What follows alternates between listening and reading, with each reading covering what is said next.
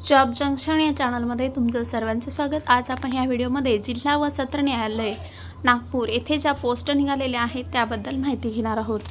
पण व्हिडिओ सुरू करण्याआधी जर तुम्ही चॅनलवर नवीन असाल तर चॅनलला सबस्क्राइब करायला विसरू नका, तसेच बेल आयकॉन प्रेस करा, त्यामुळे नवीन व्हिडिओची माहिती तुम्हाला मिळत राहील।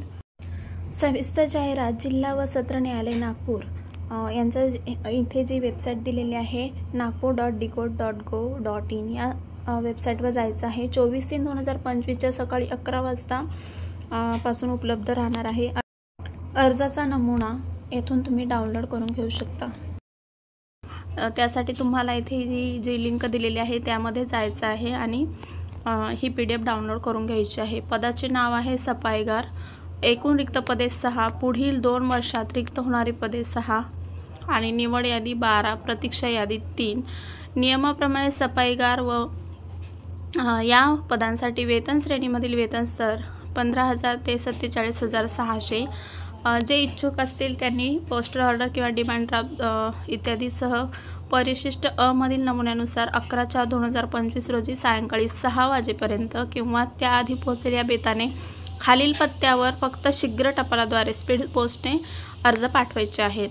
प्रबंधक जिल्हा व सत्र न्यायालय न्याय मंदिर, आकाशवाणी चौक, सिव्हिल लाईन्स, नागपूर इथे हा ॲड्रेस दिलेला आहे। या ॲड्रेसवर तुम्हाला तुमचे अर्ज पाठवायचे आहेत। सफाईगार पदाकरता ही भरती प्रक्रिया दिलेली आहे, तर त्याच्यामध्ये अर्ज कसा करायचा आहे त्याबद्दल माहिती दिलेली आहे। अर्ज साध्या पोस्टद्वारे, कुरिअरद्वारे किंवा हस्ते बाय हँड स्वीकारले जाणार नाहीत। तसेच वरील नमूद केलेल्या दिनांकानंतर अर्ज आला असेल तर त्याचा विचार केला जाणार नाही असं सांगितलेलं आहे। सफाईगार हे एकाकी पद आहे आणि भविष्यात पदोन्नतीच्या काही संधी इथे उपलब्ध असणार नाही। तुमचं किमान 7वी पास उत्तीर्ण असणं गरजेचं आहे। इथे उमेदवार हा भारताचा नागरिक असावा। मराठी आणि हिंदी या भाषांचं ज्ञान त्याला असणं आवश्यक आहे। तसेच शरीरयष्टी सुदृढ असावी, त्यामुळे तो कर्तव्य पार पाडू शकेल असं सांगितलेलं आहे। खुला वर्ग किमान वयोमर्यादा 18 वर्ष, कमाल वयोमर्यादा 38 वर्ष, मागासवर्गीयांसाठी 18 वर्ष आणि कमाल वयोमर्यादा 43 वर्ष। पात्र उमेदवारांसाठी इथे काही खाली अटी सांगितलेल्या आहेत। उमेदवारांचे चारित्र्य आणि वर्तणूक चांगली असावी, पती किंवा पत्नींची संख्या 1 पेक्षा जास्त नसावी, तसेच लहान कुटुंबाचे प्रमाणपत्र तुम्हाला जोडायचं आहे। म्हणजे अर्ज शुल्क हे 300 रुपये आहे आणि हे डिस्ट्रिक्ट सेशन कोर्ट नागपूर यांच्या नावे काढलेली 300 रुपये जी पोस्टल ऑर्डर किंवा डिमांड ड्राफ्ट स्वरूपात सादर करायचं आहे।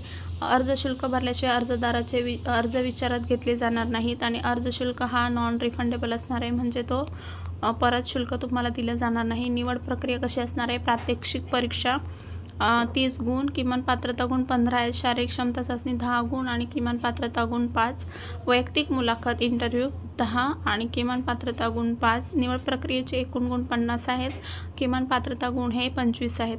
आलेल्या अर्जाची छाननी केल्यानंतर हे शॉर्टलिस्ट प्रमाणे पात्र उमेदवारांना ह्या निवड प्रक्रियेद्वारे सामोरं जावं लागणार आहे आणि ते काही सूचना दिलेल्या आहे। प्रात्यक्षिक चाचणी उत्तीर्ण झालेले उमेदवारच शारीरिक क्षमता चाचणीसाठी पात्र ठरतील आणि शारीरिक क्षमता उत्तीर्ण झालेले उमेदवार हे वैयक्तिक मुलाखतीसाठी पात्र ठरतील।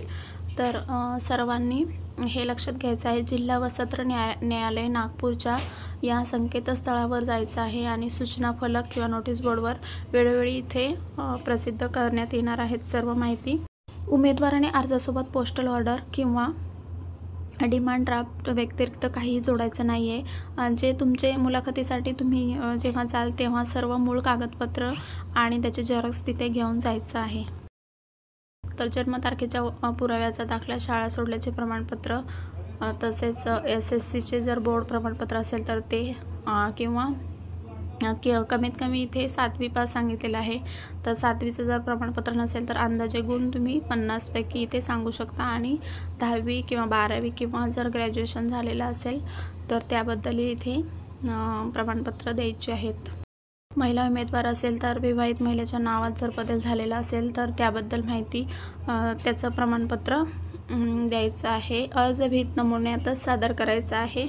अर्जातील संपूर्ण माहिती अचूक भरणे उमेदवारास बंधनकारक आहे. उमेदवाराने अर्ज भरताना संपूर्ण नाव, पत्ता, मोबाईल नंबर, ईमेल ID, जन्मतारीख, त्यांच्याजवळ उपलब्ध असलेल्या वैध कागदपत्रानुसार अचूकरित्या नमूद करायचं आहे. 7वीमधील गुण जर नमूद करणं अनिवार्य आहे आणि जर तुम्हाला ते माहीत नसेल तर किंवा गुणपत्रक नसेल तर 7वी करता काल्पनिकरित्या 50% गुणांची 100 पैकी 50 गुण प्राप्त नोंद अर्जामध्ये शैक्षणिक रकान्यामध्ये करायची आहे. आणि 7वी SSC आणि HSC किंवा कोणत्याही मान्यताप्राप्त बोर्ड किंवा विद्यापीठातून जर प्राप्त पदवी असेल तर ते तिथे नमूद करायचं आहे.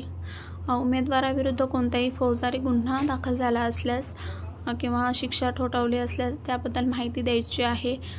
तसेच उमेदवाराने पोस्टल ऑर्डर किंवा डिमांड ड्राफ्ट नंबर तसेच त्याचा दिनांक अर्जात नमूद करायचा आहे.